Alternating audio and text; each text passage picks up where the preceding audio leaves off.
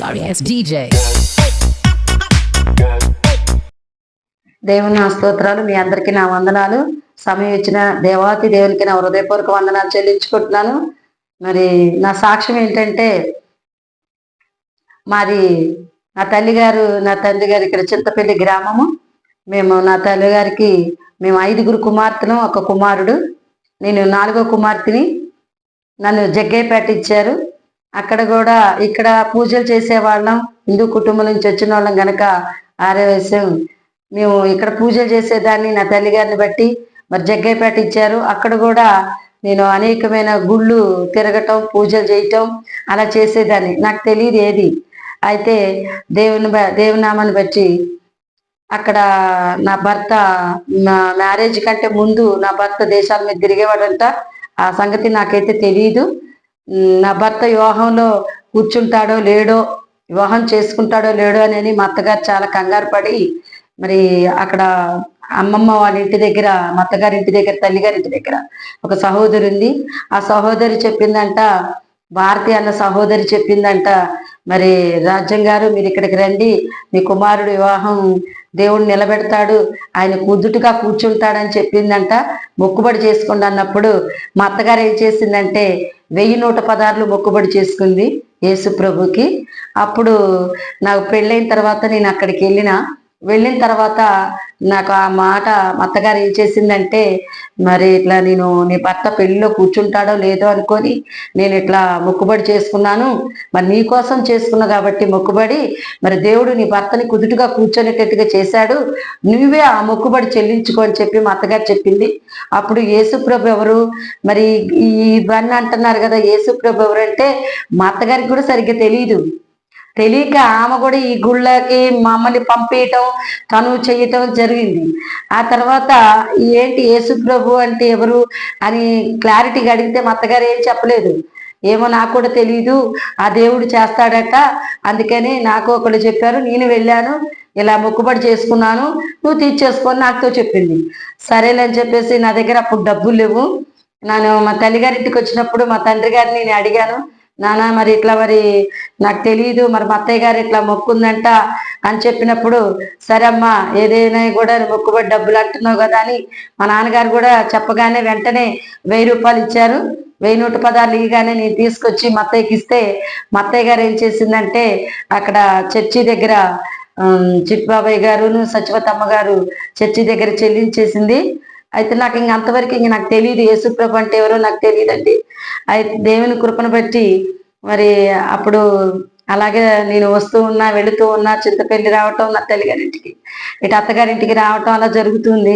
నా భర్త అప్పుడు బాగానే ఉన్నాడు, మంచిగానే కుదుటుగానే ఉన్నాడు. కొట్టు పెట్టియటం, మా అత్తగారు ఆ కొట్లో ఉండటం అన్న మంచిగానే చేసుకుంటూ మంచిగానే ఉన్నామండి. దేవుని కృపను బట్టి నాకు సంతానం అందదని అంటే నన్ను ఏం చేసేవాళ్ళు, మా అత్తగారు వాళ్ళు విడిచిపెట్టాలని చూస్తేనే నేను నా తండ్రి గారి దగ్గరకు వచ్చి, నానా నాకు సంతానం అందట్లేదని నన్ను విడిచిపెట్టి ఇంకో పెళ్లి చేయాలనుకుంటున్నారు అన్నప్పుడు నా తండ్రి గారు ఎమ్మటే ఖమ్మంలో విజయలక్ష్మి హాస్పిటల్కి అని తీసుకెళ్ళినప్పుడు వాళ్ళు అన్నారు, అమ్మ గర్భవతి నువ్వు అన్నప్పుడు నా భర్తకి ఫోన్ చేసి చెప్పినప్పుడు నా భర్త చాలా సంతోషించి వెంటనే ఒక పట్టు చీర తీసుకొని నా దగ్గరికి వచ్చారు. నేను చాలా సంతోషించా. అంటే అప్పుడు నన్ను వదిలేస్తారేమో అనుకునేదాన్ని. ఆ తర్వాత దేవుని కృపను బట్టి సంతానం అందింది. అంటే అప్పుడు నాకు దేవుడు తెలియదు, యేసుప్రభు తెలియదు, సంతానం అందినప్పుడు నేను అక్కడ అలాగే ఉండిపోయాను. అంటే నెలకి ఇక్కడ హాస్పిటల్కి రావటం, మందులు తీసుకెళ్ళటం, ఖమ్మం రావటం, మందులు తీసుకుని వెళ్ళి అక్కడ జగ్గయ్యపేటలోనే ఉండేదాన్ని. ఆ తర్వాత బాబు పుట్టినప్పుడు కూడా అక్కడ ఆదివారం నాడే పుట్టాడు మా పెద్ద బాబు. ఆదివారం నాడే పుట్టాడు. ఆదివారం నాడు నైటు 8 గంటలకు పుట్టినప్పుడు నాకు తెలియదు కదా, ఈ దేవుడు అంటే యేసుప్రభు అంటే నాకు తెలియదు. అప్పటికి నేనేం నమ్ముకోలేదు, నాకు తెలియదు.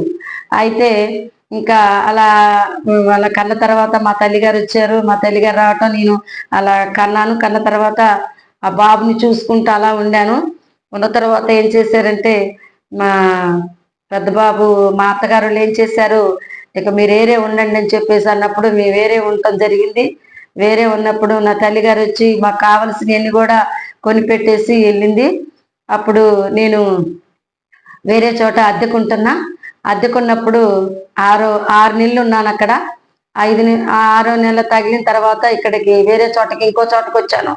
వచ్చినప్పుడు మా ఆడబిడ్డ భర్త వేరే చోటకి వెళ్ళినప్పుడు నా భర్త వెళ్ళి తీసుకురావటం అలా జరిగింది. అయితే మా అత్తగారిని తిడతంటేను ఇలా పొడవండి అని చెప్పినప్పుడు నా భర్త ఏం చేశాడంటే కత్తి తీసుకొని నేను కూరగాయలు కోస్తున్నప్పుడు నా భర్త నా దగ్గర ఉన్న కత్తి తీసుకెళ్ళిపోయి మా అత్తగారు చెప్పారని చెప్పేసి వెళ్ళి పొడిచేశాడు. ఇద్దరిని పొడిచేశాడండి. ఇద్దరిని పొడిచేసినా కూడా దేవుని కృపను బట్టి అసలు వాళ్ళిద్దరికి దెబ్బలు తగలేదండి. కానీ పోలీసు వాళ్ళు వెంటనే వచ్చేసారండి. వచ్చేసి నా భర్తను తీసుకెళ్ళిపోయినప్పుడు మరి 3 రోజులు స్టేషన్లోనే ఉంచేటప్పుడు నాకైతే ఏమీ తెలియదు కదా. నేను నా తల్లిగారు నా పెళ్ళయి వచ్చేటప్పుడు భర్త ఏది చెప్తే అది వినాలమ్మా, కొట్టినా తిట్టినా భర్తకి ఎదురు చెప్పొద్దు అని చెప్పినప్పుడు నేను అలాగే మా తల్లిగారు చెప్పే మాటలు నేను గుర్తుపెట్టుకుని అలాగే ప్రవర్తించేదాన్ని. నా భర్త జైలుకి వెళ్ళినా కూడా 3 రోజులు కూడా ఇంటి దగ్గర నుంచి నేను క్యారేజీ తీసుకెళ్ళానండి. నాకేం తెలియదండి, అసలు ఇలాగ ఉంటుందా అది వెళ్ళేదాన్ని కాదు. వెళ్ళినప్పుడు వాళ్ళైతే పోలీసు వాళ్ళు నన్ను ఎంతగానో యానం చేశారు. అదేంటమ్మా, ఏమన్నా నీ భర్త మంచి పని చేశాడా, నీ భర్త పొడి చేశాడు, అయినా నువ్వు క్యారేజ్ తీసుకొచ్చావు ఏంటంటే, లేదండి నా భర్త ఈ అన్నం తిన్నావుడు, నా భర్త నేనే అన్నం పెట్టాలని చెప్పినప్పుడు వెళ్ళమ్మా వెళ్ళని చెప్పేసి వాళ్ళు అన్నప్పుడు నేను వెళ్ళేదానండి. వెళ్ళి 3 రోజులు కూడా అలా క్యారేజ్ ఇచ్చి వచ్చేసాను.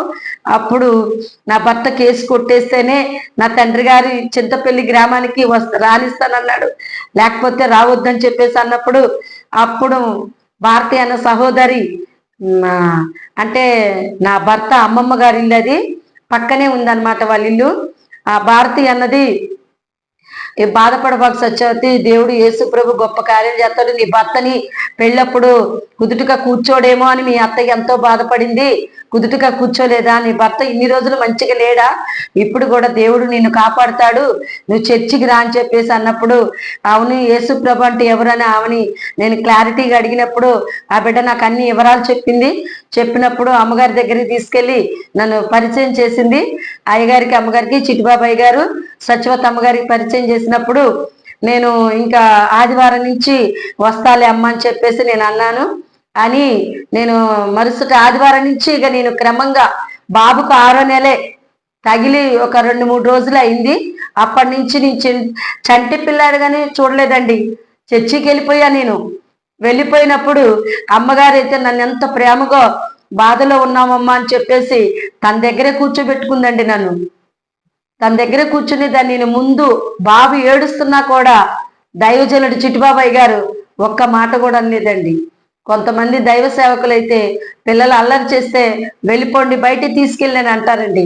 కానీ చిట్టిబాబాయ్ గారు ఎంత మాత్రం కూడా లేదండి. అనుకోకుండానే ఏం కాదులేమ్మా నువ్వు అక్కడే కూర్చో, అమ్మగారి దగ్గరే కూర్చో అని చెప్పేసేవాళ్ళండి. నేను అక్కడే కూర్చునేదాన్ని, అమ్మగారి దగ్గరే కూర్చునేదాన్ని. అలాగా వెళుతూ వస్తూ నా భర్త మరలా గర్భం వచ్చేసిందండి. అప్పుడు 3వ నెల, బాబుకు 7వ నెల వచ్చినప్పటికీ నాకు 3వ నెల అండి. దేవుని కృపను బట్టి ఇంకా నేను అప్పుడు ఎలా ప్రార్థన చేయాలో అన్ని కూడా అమ్మగారు నేర్పించిందండి నాకు. చిట్టిబాబా సత్యవతి అమ్మగారు నాకు అన్ని నేర్పించింది. ఎలా ప్రార్థన చేయాలంటే ఇలా చేసుకోమ్మా, ఇలాగ ఉండమ్మా అని చెప్పినప్పుడు నేను అలాగే అమ్మగారు ఏది చెప్తే అది వినేదానండి. ఎందుకంటే అంత బాధలో ఉన్నా నా భర్త కేసు కొట్టేయాలి ప్రభువా, నా భర్త రక్షణ పొందాలయ్యా, నా బిడ్డ మంచిగా నీలో ప్రయోజకులు అవ్వాలి, ఎదగాలి ప్రభు అని నేను ఏ రోజులో ప్రార్థన చేసుకుంటూనే ఉన్నా. అమ్మగారు ఇలా ప్రార్థన చేసుకున్నప్పుడు నేను అలాగే ప్రార్థన చేసుకునేదాన్ని. అలాగే ప్రార్థన చేసుకుంటున్నప్పుడు దైవజనులకి చిట్టిబాబాయ్ గారికి అమ్మగారికి దర్శనం ఇచ్చి ప్రార్థనలో మరి దేవుడు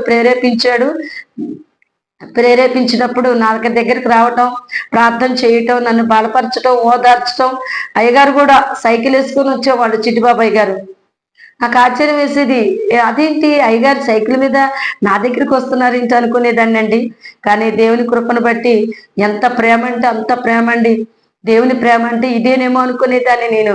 అమ్మగారు కూడా వచ్చేదండి, రోజు ప్రార్థన చేసి నన్ను ధైర్యపరిచి ఓదార్చి వెళ్ళేవారండి. నా బంధువులు కానీ ఎవరు కూడా నన్ను పట్టించుకోలేదండి ఆ స్థితిలో. నా అత్తగారులు కూడా అసలు నన్ను పట్టించుకోలేదండి, ఎవరు పట్టించుకోలేదండి. కానీ సత్యవతమ్మ గారు, చిట్టుబాబాయ్ గారు ప్రతిరోజు వచ్చి ప్రార్థన చేయటం, నన్ను ఎంతగానో ఓదార్చేవాళ్ళు. మరి ఏ పరిస్థితిలో ఉన్నానో వాళ్ళు తెలుసుకొని ఆ పరిస్థితిని బట్టి వాళ్ళు నాకు సలహా ఇచ్చేవాళ్ళు. మరి నా భర్త కేసు కొట్టేయాలి అమ్మగారు అన్నప్పుడు, ప్రార్థన చేద్దామమ్మా ఏం కాదులే అన్నప్పుడు, సంవత్సరం కొట్టేస్తా అన్నప్పుడు సంవత్సరం లోపే కొట్టేశాడండి దేవుని కృపను బట్టి. నా తండ్రి గారికి చెప్తే నా తండ్రి గారు అన్నారు, నువ్వు నీ భర్త దేశాల మీద తిరుగుతుండు, నువ్వేమో ఏసే నమ్ముకున్నా అంటున్నావు, నీకు ఇవ్వని అన్నారండి. అన్నా కూడా నేనేమీ పట్టించుకోలేదండి. నా తండ్రి గారికి తెలియదు కదా యేసు ప్రభు గురించి, అంటే మళ్ళని చెప్పేసి నేను వచ్చి మోకరించి ప్రార్థన చేసుకునేదానండి. ఏ రోజు కూడా బాధపడలేదండి నేనైతే.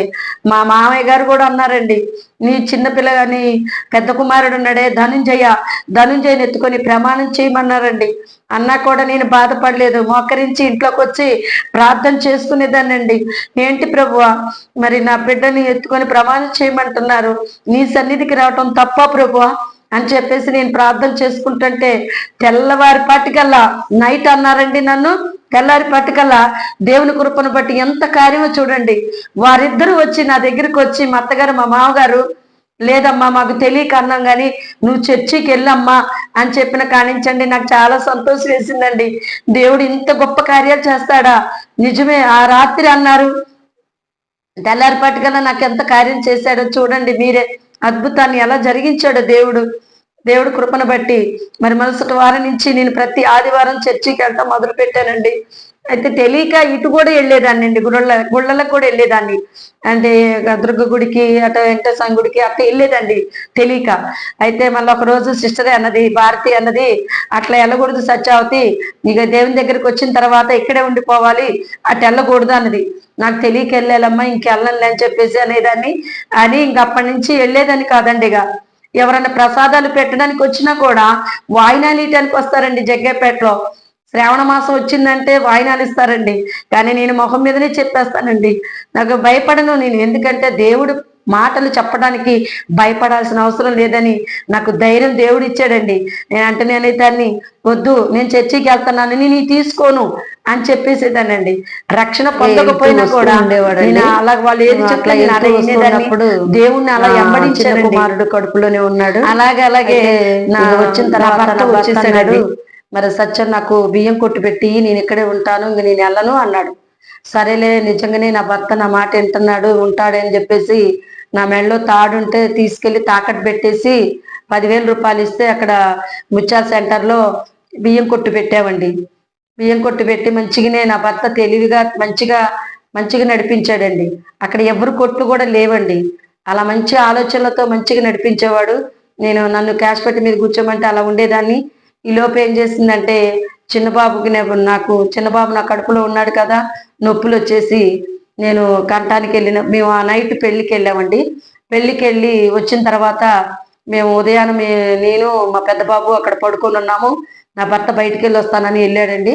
వెళ్ళి వచ్చేలోగండి నాకు నొప్పులు విపరీతంగా వచ్చేసి నేను తట్టుకోలేకపోతుంటే, నేను ఒకళ్ళ ఇంట్లో అద్దెకున్నా కదండి, ఆ ఇంటిగాల్లో ఏం చేశారండి, వాళ్ళు నా దగ్గరికి వచ్చి ఏంటమ్మా ఏంటి బాధపడుతున్నావు అని అడిగినప్పుడు, నా భర్త అలాగా వెళ్ళి వచ్చినప్పుడు ఇట్లా కొట్టు పెట్టిమంటే పెట్టించానండి. మంచిగానే అక్కడ ముత్యాల సెంటర్లో చక్కగా సాగుతున్నప్పుడు, అంటే నేను చర్చికి వెళ్ళేది తనకు తెలియదండి, ఆయన లేనప్పుడు వెళ్ళేదాన్ని.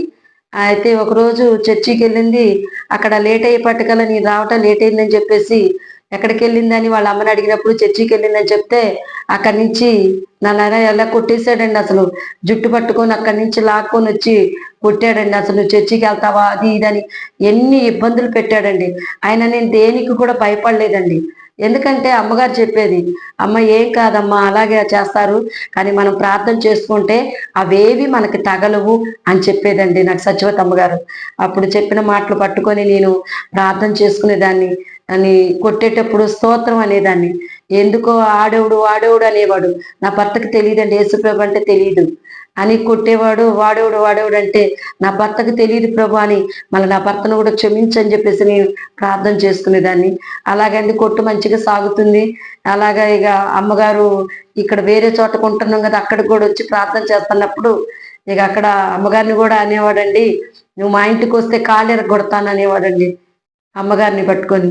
అయితే అమ్మగారేమో అర్థం చేసుకొని నేను భయపడేదాన్ని, అమ్మగారిని అనకూడదు కదా అని చెప్పేసి భయపడి అమ్మ అని నేను అమ్మగారికి దండం పెట్టి నా భర్తను క్షమించమ్మా అంటే, పర్వాలేదమ్మా అతనికి ఏం తెలియదు కాబట్టి అన్నాడు, నేను అసలు బాధపడినమ్మా, ఇలాంటివి నేను ఎన్నో చూశానమ్మా అని చెప్పేసి అమ్మగారు చాలా కూడా మమ్మల్ని, నా భర్త అలా చేసినా కూడా తట్టుకొని ఏమనేది కాదు. ఇంకా నాకు మంచి మంచి మాటలు చెప్పి ఆదరణ ఓదార్పు మాటలు చెప్పేది సచివతమ్మ గారు. అయినా నా భర్త అలా అన్నా కూడా వస్తూనే ఉండేది. నా భర్త ముందు లేకపోయినా నా భర్త లేనప్పుడు చూసి వచ్చి ప్రార్థన చేయటం వెళ్ళటం జరుగుతూనే ఉంది. నేను వెళ్ళటం అలాగా నన్ను ఎన్నోసార్లు కొట్టాడు. చర్చికి వెళ్ళొద్దు, నువ్వు అట్లా కూర్చోవద్దు, వాళ్ళ దగ్గర ఉండొద్దు, అది ఇదని చాలా అసలు ఎలా అంటే బూతులు ఎలా మాట్లాడేవాడు అలాగ మాట్లాడి కొట్టేసేవాడు. అయినా సరే నేను దేనికి భయపడకుండా ఆదివారం రాగానే ఇల్లు శుభ్రం చేసుకోవటం, పిల్లలు రెడీ చేసుకోవటం వెళ్ళేదాన్ని. అలాగా అలా ఆ కొట్టు కూడా అలా సాగుతూ ఉన్నప్పుడు ఇలా చిన్న అబ్బాయి పుట్టేశాడు. 7వ రోజునండి ఇల్లుగల ఆయనతో గొడవ పెట్టేసి ఇల్లుగల ఆయన కూడా పొడవటానికి కత్తి తీసుకొని వెళ్ళాడండి. నేను బాలింతనై ఉన్నా కదండి, నేను కళ్ళు తిరిగి శ్రోయిద పడిపోతే ఈలోపు పోలీసు వాళ్ళు వచ్చారు. తన్ని తీసుకెళ్ళడానికి చూస్తే అతను పారిపోయాడండి. పారిపోయినప్పుడు ఆ ఇల్లుగల్లోళ్ళు, ఆ పిన్ని బాబాయ్ వాళ్ళు ఏం చేశారంటే, అమ్మ ఏమైందమ్మా నీకేమైందని చెప్పేసి నా దగ్గరికి రావటం, వాళ్ళు మంచిగా నా మీద అంటే ముఖం మీద నీళ్లు చల్లి వాటర్ ఇచ్చారండి నాకు తాగమని. ఇంకొకళ్ళు అయితే అలా చేస్తారండి? నా భర్తే కదా పొడవటానికి వెళ్ళింది, ఇంకొకళ్ళు అయితే అలా చేయరండి. కానీ వాళ్ళు మంచోళ్ళు కాబట్టి నా భర్త అలా చేసినా కూడా నన్ను ఆ ఇంట్లో 1 రోజులు ఉన్నానండి. ఎందుకంటే చంటి పిల్ల తల్లి కదా, ఇప్పుడే వెళ్ళొద్దు, నెలలోపు వెళ్దు కానీ అన్నారండి. అని 1 రోజులు అక్కడే ఉన్నా. ఆ కొట్లో అన్ని ఖాళీ చేసి చాలా వరకు ఉట్టిగానే ఇచ్చేసానండి. ఎవరు లేరండి ఇక నాకు ఆ కొట్టు చూసుకోవటానికి ఎవరు లేరు. నా తల్లిగారికి చేత కావట్లేదు. నా దగ్గర ఉండటానికి మా అక్కయ్య బిడ్డని బుజ్జి అని ఆ బిడ్డ నా దగ్గర ఉండేదండి. ఆ బిడ్డ నా దగ్గర ఉండి నా పెద్ద కుమారుడి ధనంజయని ఆ బిడ్డే చాలా రోజులు చూసుకుందండి. అక్కడి నుంచి నెలలోపు ఇల్లు ఖాళీ చేసి నా తండ్రి గారు వచ్చేయమన్నారు. వచ్చేసినప్పుడు అండి ఇక్కడికి వచ్చానండి, చింతపల్లి గ్రామం వచ్చానండి. అక్కడి నుంచి ప్రభు దేవుని పట్ల నేను ఎంతగా అంటే, దేవుడు నాకు ఎన్ని కార్యాలు అంటండి. అక్కడ 10 నెలలు ఉన్నా కూడా ఇక్కడ చింతపల్లి గ్రామంలో నేను ఊరికి ప్రార్థన చేసుకునేదండి. ఎపిఎస్సి పత్రికలో చెప్పాడండి దేవుడు, ఒకే భర్తకి ఒకే భార్య, ఒకే భార్యకి ఒకే భర్త అన్నప్పుడు నేను ఇక్కడికి వచ్చిన కానించి కూడా నా భర్తని మార్చయ్యా, నన్ను తీసుకెళ్ళిపోవాలయ్యా, నేను ఇక్కడ ఉంటానయ్యా అని ప్రార్థన చేసుకుంటూ ఉండేదాన్ని. ఏ రోజులు కూడా అలా ఉన్నప్పుడు నా తండ్రి గారేమో, ఇంకా నీ భర్త చూడడు, నీ భర్త పెట్టడు, ఏమీ లేదు, నిన్ను చాదడు, ఏమీ వద్దిగా అసలు నిన్ను పంపించును అని చెప్పేసి ఇక్కడ నాకు ఒక ఇల్లు కట్టించారండి.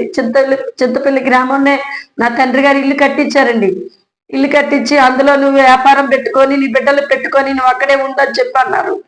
అంటే నాకైతే అండి ఎంత బాధ వేసిందండి. ఎందుకంటే భర్త దగ్గరే ఉండాలి కదా, ఏదొచ్చినా కూడా, ఏ శోధన వచ్చినా బాధ వచ్చినా కూడా ఆయనే చూసుకుంటాడు కదా యేసుప్రభు అని చెప్పేసి నేను ఒకటే ప్రార్థన చేసుకుంటే దేవుడు అండి గొప్ప కార్యం చేశాడండి. యేసయ్య ఎంత గొప్ప కార్యం అంటే, మా అత్తగారు వాళ్ళు వచ్చినప్పుడు మరి నా చెల్లి నేను ఇంటర్కుండి ప్రార్థన చేయటం మొదలు పెట్టాం. ఆ రోజుల్లో నేనేం తెలియదండి.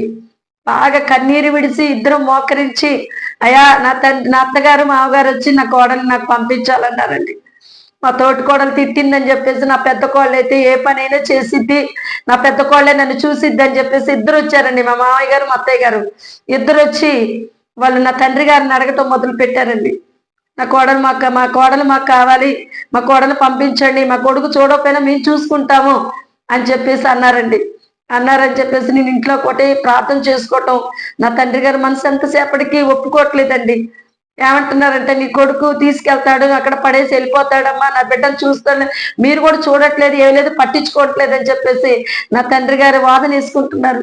నేను ఇంటి అనుకుంటే నా చెల్లి నేను ఎంతగానో ప్రార్థన చేసుకుంటున్నా. నా శ్రీదేవి నేను ఎంతంటే, ప్రభువా అయ్యా నువ్వు చెప్పావు కదయ్యా భర్త దగ్గరే ఉండాలని, నా భర్త దగ్గర పంపించు ప్రభువా, నా తండ్రి గారి మనసు మార్చు ప్రభువా, ఒప్పుకోవాలి ప్రభువా, నేను జగ్గేపేట వెళ్ళాలి ప్రభువా అని చెప్పేసి నేను బాగా కన్నీరు విడిచి ప్రార్థన చేశానండి. దేవుని కృపను బట్టి దేవుడు గొప్ప కార్యం చేశాడు. నా భర్త, నా తండ్రి గారి మనసు మార్చేసి, సరే అమ్మా మీరు ఇంతగా అంటున్నారు కాబట్టి పంపిస్తాను, మరి నీ కొడుకు చూడకపోతే మీరు చూస్తారా, నా బిడ్డకి ఏ బాధ లేకుండా చూస్తారంటే చూస్తామని ఒప్పుకొని తీసుకొచ్చారండి. తీసుకొచ్చేసి ఒక గది ఇచ్చారు, కానీ నన్ను ఏం పట్టించుకోలేదండి.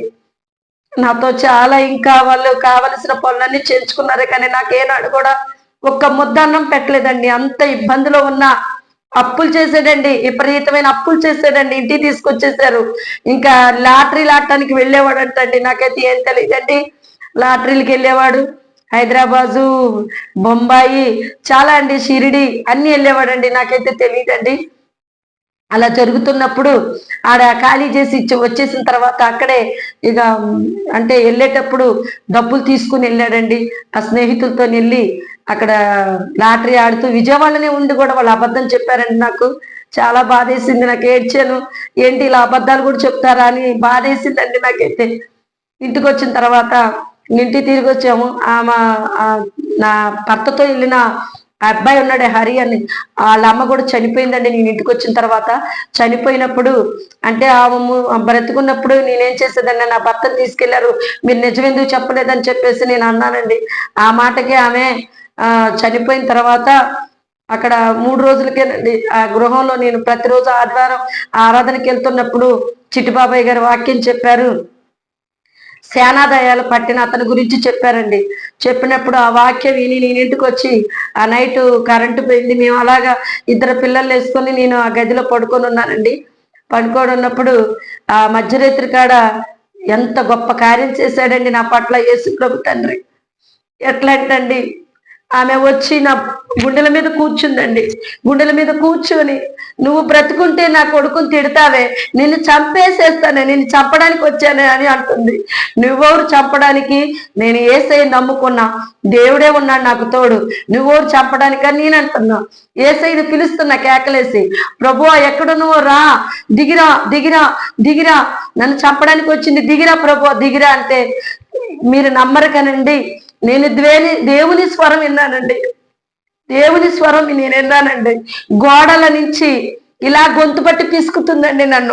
నన్ను చంపేయడానికి వచ్చి నన్ను పిసుకుతుంటే నేను ఎంతగానో దేవుణ్ణి కేకలేసి పిలిచానండి. పిలిస్తే దేవుని స్వరం నాతో మాట్లాడుతున్నాడండి. ఏమని మాట్లాడుతున్నాడో తెలుసండి, ఎడమ చెయ్యి బొటినెల్లో దయ్యం ఆత్మ ఉంటది, అది నువ్వు కొరికేసేయమ్మా, భయపడకు, దిగులు పడకు, నేను నీకు తోడై ఉన్నాను అని దేవుడు నాతో మాట్లాడాడండి. అప్పుడు నేను భయపడలేదండి. ఇలా ఎడమ చెయ్యి ఎముకను తీసేసి బొటినేలు తీసి లటకను కొరికేసానండి. కొరికేస్తే వెళ్ళిపోయిందండి. ఈ రోజు కూడా నాకు ఆమె కనిపించలేదండి. నేను వెంటనే లేచి మరలా బైబిల్ తీసుకొని ప్రార్థన వాక్యం చదువుతుంటే ఇదే వచ్చిందండి, దయ్యాల గురించే వచ్చింది. భయపడకు, దిగులు పడకు, నేను నీకు తోడై ఉన్నాను అని చెప్పి దేవుడు మాటలే మరలా వాక్యము కూడా అయ్యే వచ్చినాయి. నేను చదువుకొని మళ్ళా ప్రార్థన చేసుకొని పడుకున్నానండి. తెల్లారి పట్టుకల్లా సచివత అమ్మగారు ప్రార్థన చేయడానికి వచ్చానండి. వచ్చినప్పుడు ఏంటి అమ్మగారు అంటే, మా అత్తగారులకి నేను చెప్తున్నానండి, మా అత్తగారు ఫ్రెండే అనమాట. ఆమె గురించి చెప్తుంటే మా అత్తగారును నా భర్త వీళ్ళు అంటున్నారు, నీకు పిచ్చి పట్టిందిలే, ఆమెని బ్రతుకున్నప్పుడు మీరిద్దరు ఏదో ఒకటి అనుకున్నారు కదా, అవే కల్లోకి వచ్చినాయి అన్నారండి. నా మాట వినలేదండి, ఎవరు వినలేదండి. అయినా సరే నేను అలాగే చెప్పేదాన్ని. ఈలోపు అమ్మగారు ప్రార్థన చేయడానికి 6ంటికేనండి, 6ంటికే, ఉదయం 6ంటికే వస్తుందండి ప్రార్థన చేయడానికి. ఏంటి అమ్మగారు అంటే, అమ్మగారు ప్రార్థన చేస్తున్నప్పుడు దేవుడు చూపించాడంటండి. అమ్మగారు వచ్చి ఇలా జరిగిందమ్మా, అవును నిజమే అమ్మా, సత్యవతి చెప్పిందంతా నిజమేనమ్మా అని చెప్పినప్పుడు మా అత్తగారు చాలా ఆశ్చర్యపోయారండి. అదేంటమ్మా, బతుకున్నప్పుడు వీళ్ళిద్దరు అనుకున్నా కానీ ఇలా కూడా వస్తారా అని అడిగిందండి మా అత్తయ్య గారు అమ్మగారిని. అడిగితే నిజమేనమ్మా, ఆ సచివతి గారు చెప్పింది అంతా కరెక్టు, నాకు దేవుడు అలాగే చూపించాడమ్మా, నేను ప్రార్థన చేయడానికి వచ్చానమ్మా అని చెప్పి ప్రార్థన చేసి వెళ్ళిపోయారండి. అప్పుడు మా అత్తగారు పిల్లలు ఆశ్చర్యపోయారండి. అలా జరిగిందండి. దేవుని కార్యాలు ఎన్నో అండి. అక్కడి నుంచి అండి ఇక అలాగా అయిపోయిందండి. అది దేవుడు ఫస్ట్ అద్భుతం అదే అండి నాకు. ఆ తర్వాత అండి అమ్మగారు ప్రార్థన చేసి వెళ్ళిన తర్వాత మా అత్తగారు వాళ్ళు, నా భర్త అందరూ ఆశ్చర్యపోయారండి. ఆశ్చర్యపోయి ఏంటి ఇలా కూడా ఉంటారా అని. అప్పుడు మా అత్తగారు ఫస్ట్ అద్భుతం నాకు అదేనండి. దేవుడు నాతో మాట్లాడిన మాట అదేనండి. నేను నీకు తోడై ఉన్నాను, భయపడకు, దిగులు పడకు అని దేవుడు నాతో మాట్లాడాడండి. అప్పుడు నేను ఇంకా దేవుళ్ళు ఎక్కువ సాగానండి. ఎక్కడ ప్రార్థన పెడితే అక్కడికి వెళ్ళటం. ఇక నాకు దేవుడు తోడుగా ఉన్నాడు, ఇక నాకు భయం లేదు, దిగులు లేదు, ఎవరు ఏదనుకున్నా నాకు పర్వాలేదు అని చెప్పేసండి. మీరు నమ్మరు కానండి, నేనైతే ఇక ఎక్కడ ప్రార్థన పెడితే అక్కడికి వెళ్ళిపోయానండి. వెళ్ళిపోవటం, పిల్లల్ని ఎత్తుకొని, చిన్నపిల్లలండి. పెద్ద బాబుకి 2వ సంవత్సరం అండి, చిన్న బాబుకి సంవత్సరం. అలాగ పిల్లల్ని తీసుకొని అమ్మగారు నైట్ వెళ్తే జయంతపురం అని, పాపాయిపాలెం అని, చిల్లకల్లని, ఎక్కడికి వెళ్తే అక్కడికి వెళ్ళేదానండి ఇక ప్రార్థనకి. పిల్లల్ని అక్కడ అయ్యగారుల దగ్గర, అయ్యగారుల పిల్లలు కూడా ఉండేవాడుక, అక్కడ పడుకోబెట్టి వెళ్ళేదండి నేను. అమ్మగారు ఎక్కడికి వెళ్తే అక్కడ వెళ్తే నడుచుకుంటా, మరి బండి అంటే ఆటోలు ఉంటే ఆటోలకి, ఎలా వీలుంటే అలా వెళ్ళేదండి వాళ్ళతోని. ఎందుకంటే ఇక దేవుడు నాతో మాట్లాడాడు. ఫస్ట్ అద్భుతం అదండి. ఆ తర్వాత అలాగా వెళ్తూ వస్తూ ఉన్నానండి. నా భర్త కూడా ఇక వచ్చాడు. రావటం వెళ్ళటం అండి. స్థిరంగా లేడండి నా భర్త, స్థిరంగా లేడండి. మళ్ళా వెళ్ళేవాడు, 4 డబ్బులు దొరకగానే మళ్ళీ వెళ్ళిపోయేవాడు, వచ్చేవాడు. అలాగ వెళ్తూ వస్తూ ఉండేవాడు. కానీ నేనండి ఏ రోజులు కూడా నా భర్త రావాలి ప్రభువా, నా భర్త రక్షణ పొందాలి ప్రభువా, నా బిడ్డలు రక్షణ పొందాలి ప్రభువా, నా బిడ్డలు నీలోనే ఉండాలి ప్రభువా, మంచి ప్రయోజకులు అవ్వాలి ప్రభు అని ప్రార్థన చేసుకునేదానండి. తినని రోజులు ఎక్కువ ఉన్నాయండి నేనైతే. కానీ దేవుని నామానికి అవమానం అని చెప్పి బయటకు వచ్చినప్పుడు ఎవరన్నా అడుగుతారేమో అని నేనైతే ఎంతో ప్రార్థన చేసుకుని బయటికి వెళ్తా. ఏదైనా సరే అమ్మగారు ఇలా అని చెప్తే అలాగే చేసేదానండి.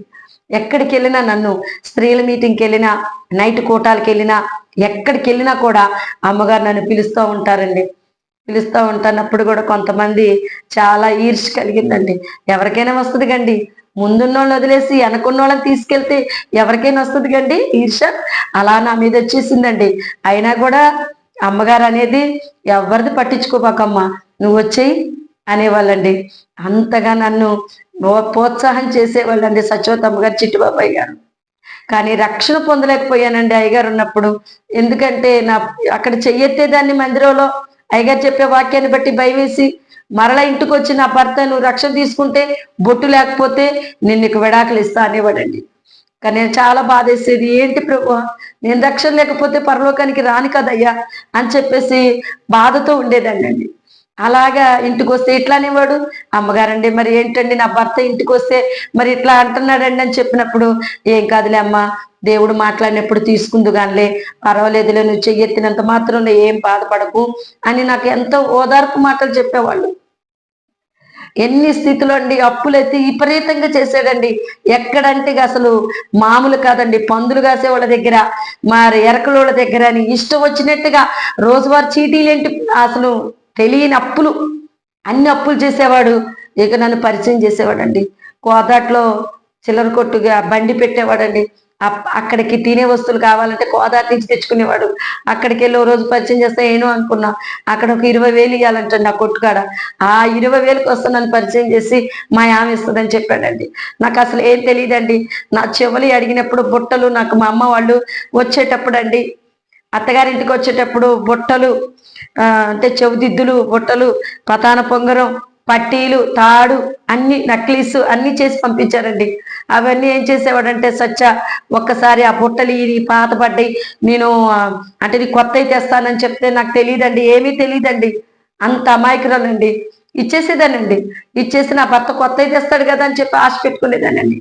అలాగా అన్ని తీసుకెళ్ళిపోయాడు, పట్టీలు తీసుకెళ్ళాడు. అన్ని తీసుకెళ్తే ఇంటికి వచ్చానండి. ఇక్కడ అమ్మ వాళ్ళ ఇంటికి వచ్చినప్పుడు ఏయమ్మా ఏయి అంటే, నా భర్త తీసుకున్నాడు, కొత్త అయితే తెస్తాడమ్మా అని చెప్పేదాన్ని. మళ్ళీ అబద్ధం చెప్పనండి, ఏదంటే అదే చెప్పేస్తా.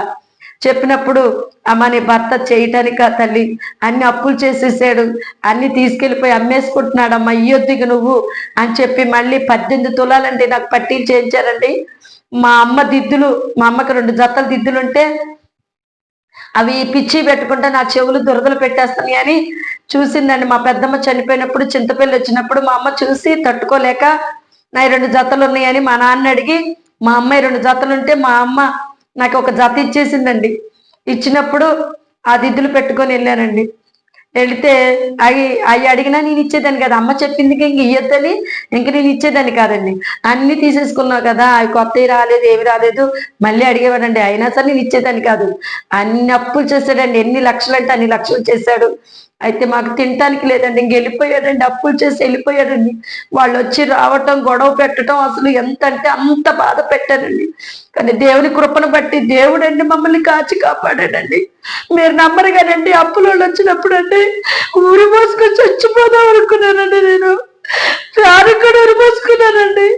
కాకపోతే పిల్లల వైపు చూసండి నేను ఊరి మోసుకునేకపోయానండి.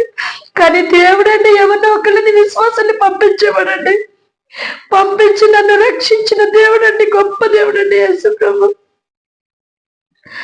అలాగ చేసి నా భర్త ఇక అలా అప్పులు చేసి వెళ్ళిపోతున్నప్పుడు మా మూడో అక్క మా ఇంటికి ఒకసారి వచ్చిందండి. వచ్చినప్పుడు ఆ పద్మక్క అండి మూడో అక్క, కోటా బియ్యం తింటున్నామండి, బియ్యం లేక. ఓ రోజు అలా అన్నం తింటే నాకు పడలేదండి. నా తల్లిగారింటి దగ్గర మేము ఏనాడు కూడా ఏ కష్టము చేసి ఎరగమండి. అలాంటిది అక్కడ కోటా బియ్యం తింటే కడుపు నొప్పి వచ్చినప్పుడు, మక్కయ్య వచ్చినప్పుడు ఏంటమ్మా అంటున్నామంటే కడుపు నొప్పి వస్తుంది అక్కయ్య అంటే, మా అక్క ఏం చేసింది, నా తండ్రి గారిని అరిసిందండి. అది ఎంతో బాధపడుతుంది. నాన్న నువ్వేం తీసుకెళ్తావు నాన్న, దానికి బియ్యం వేపించలేదని మా అక్కయ్య అండి, మూడో అక్కయ్య అండి, పద్మక్కయ్య. దానికి నేనంటే చాలా ఇష్టం అండి. ఆ మాట అన్న తర్వాత నా తండ్రి గారు ఏం చేశారండి, అప్పటికప్పుడు అరకింటా బియ్యం వేశారండి. అని బియ్యం అన్నం తింటున్నాం కానీ వాటిలో కూర కావాలి కదండి, ఏమీ లేవండి. మామిడికాయ పచ్చడి ఇచ్చి పంపించింది అమ్మ.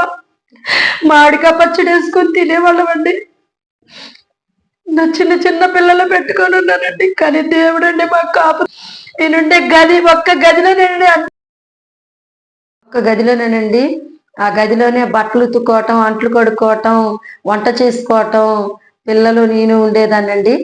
నా భర్త ఏమో ఒక 10 రోజులు అక్కడ 10 రోజులు ఇక్కడండి, అక్కడ దేశాల మీద తిరుగుతూ వెళ్ళి వస్తూ ఉండేవాడండి. అయితే ఇంకా నా తండ్రి గారు బియ్యం వేశాడు కదండి వంట చేసుకోవటానికి, మరి కూరగాయలు కావాలి, పాలు అవి కావాలి కదండి. వాటి కోసం నేనేం చేసేదానండి, 1 కేజీ న్యూస్ పేపర్లు తీసుకొని మెడికల్ షాప్ లో ఇస్తారు కదండి, న్యూస్ పేపర్లో టాబ్లెట్లు పెట్టి ఇస్తారు కదా, ఆ టాబ్లెట్ల కవరు, న్యూస్ పేపర్ కవర్ ఏం చేసేదాన్ని అన్ని కట్ చేసేసుకొని ఒక షాప్ లో అడిగేదాన్నండి. ఆ షాప్ లో ఫ్యాన్సీ కొట్టు ఉంది, ఆ ఫ్యాన్సీ కొట్లో అడిగి మరి ఇట్లా మీకు కవర్లు కావాలన్నప్పుడు వాళ్ళు కావాలన్నారండి. ఆ కవర్లు నేను 105 రూపాయలండి, 100 కవర్లు చేసుకొని వెళ్ళి వాళ్ళకి ఇచ్చి 5 రూపాయలు తెచ్చుకొని నా పిల్లల్ని పోషించుకున్నానండి. అలాగా రూపాయ పెరుగు, రూపాయి పాలు, అలాగా కూరగాయలు అన్ని తెచ్చుకొని నా బిడ్డల వరకండి, నా బిడ్డలు తింటే చాలు, వాళ్ళు మంచిగా ఉంటే చాలు అనుకునేదండి. ఎందుకంటే అండి అంతకు ముందు నేను దేవుణ్ణి నమ్ముకోక తలకి సినిమాలు చూసినప్పుడు మరి అట్లాగా చనిపోతే చవితి వచ్చినప్పుడు పిల్లల్ని సరిగ్గా చూసుకోదు కదండి, అలాగా నాకు బాధ అనిపించేది. నా పిల్లలు నేనే చదువుకోవాలి, కష్టమైనా భారమైనా నేనే చదువుకోవాలి నా బిడ్డల్ని అని చెప్పేసి అలా న్యూస్ పేపర్లు నేత్రి కట్ చేసుకోవటం, పొద్దున్నే లేసి చేయటం, మళ్ళీ సాయంత్రం వెళ్ళి ఇవ్వటం, అలాగా రోజుకి 400-500 నేను తయారు చేసేదానండి. అవి అంటే గమ్ములైతే అవి కొనాలంటే నా దగ్గర డబ్బులు ఉండే కావు. అన్నం ఉండి కోటా బియ్యం అంటే నా తండ్రి గారు వేసారు కాబట్టి అప్పుడు ఆ బియ్యం వండుకున్నప్పుడు అన్నం ఏం చేసేదాన్ని, ఆ పేపర్లన్నీ కట్ చేసుకొని సాయంత్రం కల్లా 400-500 కవర్లన్నీ తయారు చేసి షాప్ లో ఇచ్చేసి వచ్చేదానండి. రోజుకి 20 రూపాయలు వచ్చాయి.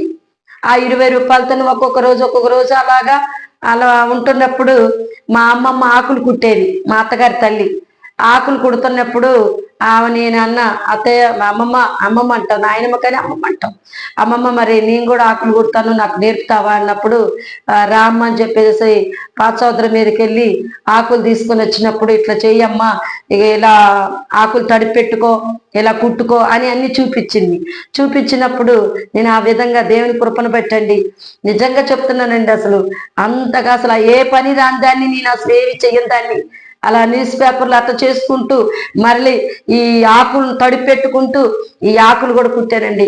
రోజుకు 5 కట్టలు కుట్టేదాన్ని. అయితే మా మామయ్య గారు ఒక రోజు ఏం చేశారు, మా తండ్రి గారి ఇంటికి వచ్చి నాకు తెలియకుండా వచ్చేసారండి. వచ్చేసి నీ బిడ్డ బాగా సంపాదిస్తుంది, ఆకులు కొడుతుంది, అన్ని చేస్తుంది, బాగా సంపాదిస్తుంది అని చెప్పేసారంటే నా తండ్రి గారే అసలు మా అమ్మాయి సంపాదించడం ఏంటి, దానికి ఏ పని రాదు కాదని చెప్పేసి నన్ను చూడటానికి వచ్చారండి. ఒకసారి వచ్చినప్పుడు నేను ఆకులు కుట్టుకుంటున్నప్పుడు మా నాన్నగారితో చెప్పానండి, ఇలా సంగతి నాన్న మరి ఇట్లా ఆకులు కుట్టుకుంటున్నా అమ్మమ్మ చెప్పిందని చెప్పినప్పుడు పర్వాలేదులమ్మ ఏం కాదులే అని చెప్పేసి మా నాన్నగారండి నాకు కొంచెం అంటే ఖర్చుల వరకు డబ్బులు ఇచ్చి వెళ్ళాడండి. వెళ్ళినప్పుడు ఇంకా ఆ డబ్బులు పెట్టి నేను ఇంకా ఎక్కువ ఆకులు తెచ్చుకోవటం, రోజుకి 5 కట్టలు 6 కట్టలు అట్లాగా కుట్టుకునేదాన్ని అండి. కుట్టుకొని వేరే షాపులో సాయంత్రం వెళ్ళి మరి చిల్లర కొట్లలో మళ్ళీ ఇచ్చేసేదాన్ని అండి. అవి ఇచ్చేసి డబ్బులు తీసుకుని వచ్చి మరలా ఆకులు తెచ్చుకోవటం. ఇంకా నేను ఏది లేదండి, ఇక చర్చికి వెళ్ళటం, ఆదివారం నాడు అమ్మగారు రావటం, ప్రార్థన చేయటం, ఎక్కడ ప్రార్థన అంటే అక్కడికి వెళ్ళటం, ఇంక ఇదే నా పని. ఆ ఇంతలో ఏం చేసేవాళ్ళం, ఈ అప్పులలోకి రావటం, ఇలా గొడవ పెడుతున్నప్పుడు మళ్ళీ నేను ప్రార్థన చేసుకున్న, ప్రభువా ఈ అప్పులోళ్ళు నా మీదకి రాకుండా కాపాడుతండ్రని. అయితే ఒకరోజు అండి అనుకోకుండా ఇంటి మీదకి వచ్చేసారండి గొడవకి. రోజువారీ సిటీ వాళ్ళు వచ్చారు. ఇప్పుడు ఇది పథకం అంటండి అందులో తీసుకున్నాడంట, వాము వచ్చింది, వీళ్ళు వచ్చారు, విపరీతంగా తిడతారండి, అనేకమైన బూతులు తిడతారండి. ఆ బూతులు తిడతంటే బాధ వేసేసి నేను గదిలోకి వచ్చి ప్రార్థన చేసుకుంటున్నప్పుడు దేవుడు నాతో మాట్లాడాడండి, నువ్వు భయపడొద్దు, దిగులు పడొద్దు, నేను నీకు తోడై ఉన్నాను అని ప్రతిసారి దర్శించి దేవుడు నాకు ఈ మాటే చెప్తా ఉండేవాడు. దేవుడు ఎంతగానో నన్ను ఆదుకున్నాడండి. గొప్ప దేవుడు అండి యేసయ్య. నాతో వచ్చి మాట్లాడినప్పుడల్లా నాకు చాలా ధైర్యం వచ్చేసేదండి. ఇంకా నేను అలాగా ఆ పని చేసుకుంటున్నప్పుడు ఇక చిన్న చిన్న అన్ని కట్టేస్తున్నానండి. వాక్యం చెప్పారు అయ్యగారు, ఏమనంటే ఇలా యజస్కేలుకి అలాగే జరిగింది కండి, కుష్ఠరోగి తన తరతరాలకు వచ్చేసిందని చెప్పినప్పుడు ఆ వాక్యం విని నా భర్త చేసిన తప్పుకి నా బిడ్డల శిక్ష పొందుకోవద్దు అని నేనేం చేసేదాన్ని అంటే అంత కష్టమైన చేసి చిన్న అప్పులు నేను తీర్చుకుంటూ వచ్చేదానండి. నా బిడ్డలు ఈలోపు 10 సంవత్సరాలు అలా గడిచిపోయినాయండి. 10 సంవత్సరాలకి పెద్ద బాబుని ఒక షాప్ లో పెట్టానండి. 30 రూపాయలు వచ్చినా కూడా 3 రూపాయలు దశం బాగా తీసేదాన్ని. 3 రూపాయలు వచ్చినప్పుడు అలాగా ఏదైనా సరే నేను వాక్యానుసరంగా పోతానండి. అమ్మగారు ఏది చెప్తారే ఆ వాక్యాన్ని విని అమ్మ ప్రతి దాంట్లో దశం భాగం తీస్తే చాలమ్మ, దేవుడిని ఆశీర్వదిస్తాడని అని అమ్మగారు చెప్పేవాళ్ళని. చెప్పిన తర్వాత ఆ ప్రకారంగా నా బిడ్డని, పెద్ద కుమారుని ధనుంజయ అంటారండి, అప్పుడు ఆ ధనుంజయని షాప్లో ఉంచానండి. షాప్లో ఉంచినప్పుడు 300 అలా ఇస్తున్నారండి. అలాగా నేను ప్రార్థన చేసి అది దశం భాగం ఎమ్మటే తీసి పక్కన పెట్టి ఆ ఉన్న డబ్బులు అప్పులే తీర్చేదానండి. నేను ఇంట్లోకి అస్సలు ఖర్చు పెట్టుకోనండి, ఎందుకంటే అప్పులు చాలా ఉన్నాయండి. ఇంట్లో ఖర్చు పెట్టుకుంటే ఎలా అని నేను అస్సలు ఎయ్యి వాడుకోనండి, పిల్లలే కానీ నాయి కానీ. అలా చిన్న అబ్బాయి కూడా కొంచెం పెద్ద అయ్యేవాడండి. అన్నయ్య పోతుండగా నేను కూడా పోతానని ఆ బాబు కూడా వెళ్ళేవాడండి. చిన్న బాబు వెంకటేష్ కూడా షాప్లోకి వెళ్తూ ఉన్నప్పుడు ఇద్దరికి ఇచ్చే డబ్బులు పక్కన పెట్టి బాకీలో వచ్చినప్పుడు కొంచెం అట్లా ఇచ్చుకుంటూ ఉండేదాన్ని. అప్పుడు ఆకులు కుట్టినప్పుడు కొంచెం కొద్దిగా అప్పులు తిండి. ఈలోపు మరి అక్కడ చేతి పనులు చేస్తుంటే డబ్బులు వస్తాయి, చేతి పని చేస్తే అన్నప్పుడు అండి మిషన్ దగ్గరికి వెళ్ళేదానండి. మహాలక్ష్మి టైలర్లో నేను చేతి పనికి అడిగినప్పుడు వాళ్ళు ఇచ్చేవాళ్ళండి. నా చిన్న పిల్లల్ని చూసి మేస్త్రి గారు కూడా ఇచ్చేవాడు. ఇచ్చి ఆ చేతి పనులు చేసినప్పుడు అదండి అక్కడ 10 రూపాయ చేతి పని, జాకెట్ అంతా చేతి పని చేసి ఉక్సులు కాజాలు వేస్తే 10 రూపాయ ఇచ్చేవాళ్ళండి. అది తీసుకొచ్చి అట్లా చేసుకుంటూ చీర పాలేస్తే రూపాయి అండి. అలాగా చేతి పని చేసుకుంటూ నైట్ పూట ఇది, పగల ఆకులు కుట్టడం, ఆ కబర్లు ఇలా చేసుకుంటూ కొంచెం అప్పులు తీర్చుకుంటూ వచ్చామండి. ఆ తర్వాత 5 సంవత్సరాలు చేతి పని చేశానండి. చేతి పని చేసిన తర్వాత ఇంకా అక్కడ ఉన్న వాళ్ళు ఉంటారు కదా, నాతో పాటు పనిచేసే వాళ్ళు అన్నారు, ఇంకా ఎన్ని రోజులు సత్యవతి నువ్వు చేతి పని చేసేది, మిషన్ నేర్చుకోరాదు అన్నప్పుడు అండి అక్కడే మిషన్ కొనుక్కొని 1800కి మిషన్ కొనుక్కొని ఇక కుట్టడం నేర్చుకున్నానండి. నేర్చుకున్న తర్వాత అండి షాప్లో వర్క్ చేసుకుంటూ మళ్ళీ ఇంటికి వచ్చి ఇంటి దగ్గర ఈ పని చేసుకుంటూ పిల్లలు చూసుకుంటూ, నా భర్త సరిగ్గా ఉండేవాడు కదండి, వచ్చేవాడు మళ్ళీ తీసుకెళ్ళిపోయాడు, అప్పులు చేసేవాడు, రేసులు ఆడేవాడు, గుర్ర పంజాలంట, చిట్ల పేక, ఎలా పడితే అసలు ఎలా అంటే ఇక్కడ జక్కేపేటలోనే చాలా చోట్ల చిట్ల పేక ఆడేవాడు.